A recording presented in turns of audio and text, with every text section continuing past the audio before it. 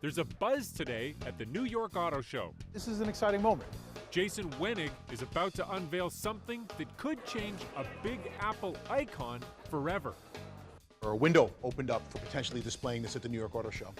And it's a layup. How could you lay up that opportunity, not only to get the car done, but to unveil it at one of the largest auto shows in the world that happens to be in New York City, that happens to be where the car is destined to go. A one-of-a-kind vehicle that could replace Central Park's horse-drawn carriages. Several years ago, I was approached by a nonprofit animal rights group in New York City by the name of Night Class. Their main goal is to help the horses that currently work as tourist attractions in the middle of New York City Central Park. They approached me asking my advice or opinion as a car builder, and actually as a native New Yorker as well, and an animal lover. You know, how would you approach this? You know, if carriages are there providing a sense of antiquity, nostalgia, history for New York City, what would replace the vacuum when those horses are gone? And that's how this entire thing started. It's been a long, hard road to get to this show. The journey began 5 years ago. Jason's shop in Dania Beach, Florida.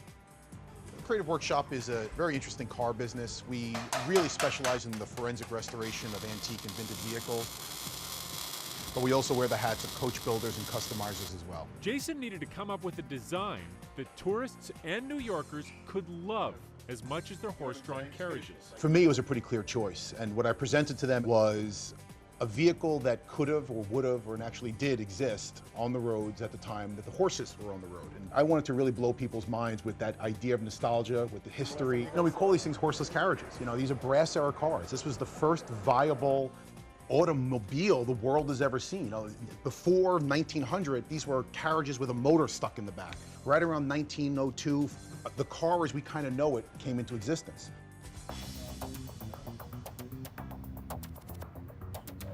Today, everyone is working furiously to nail down the details on the horseless carriage. Back when they built these cars, you would go to the dealership, so to speak, and purchase one. It didn't come with a windshield. It didn't come with a horn. It didn't come with lights. It didn't come with bumpers. Obviously, we kind of need those things now. Time isn't on their side right now. To make the New York Auto Show, their delivery date was bumped up by 2 months. Whether or not you censor it or not, there's certainly a great deal of pressure. We have to get this car done. It's got to be done right. It's got to look right. And the clock is ticking. There's a lot of stuff that has to happen in a very short period of time.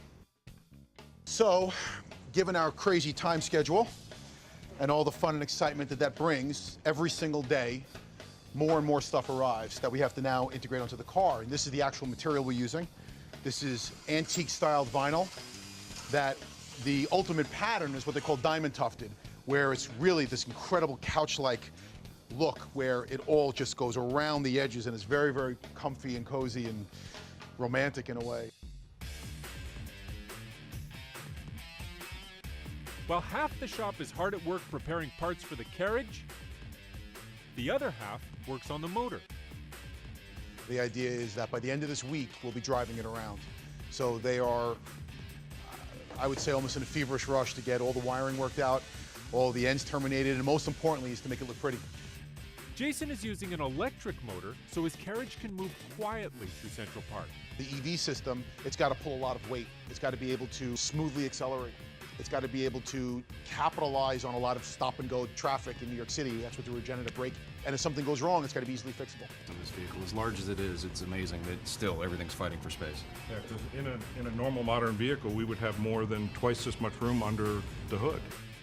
Where this appears to be an antique vehicle, it's really a thoroughly modern vehicle, from our EV system down to our integrated GPS platform. This is my proof of concept mock-up. This GPS system has the ability to monitor the vehicle, to track the vehicle, and/or act as a speed limiter. Eventually, the carriage will be able to carry 9 people. That's if the public rallies behind Jason's creation. It's the day of the big show. Yeah, that's a good one. Okay. This is amazing car because it's very nice and very historical. I'll miss the horses, and I think a lot of people will. I think it's awesome. The retro look is very good. This has been a great project. This is the kind of stuff that I truly love. Certainly getting the surprise that we're going to the New York Auto Show when we have about a month or 2 months less than we thought we had in terms of time challenges you.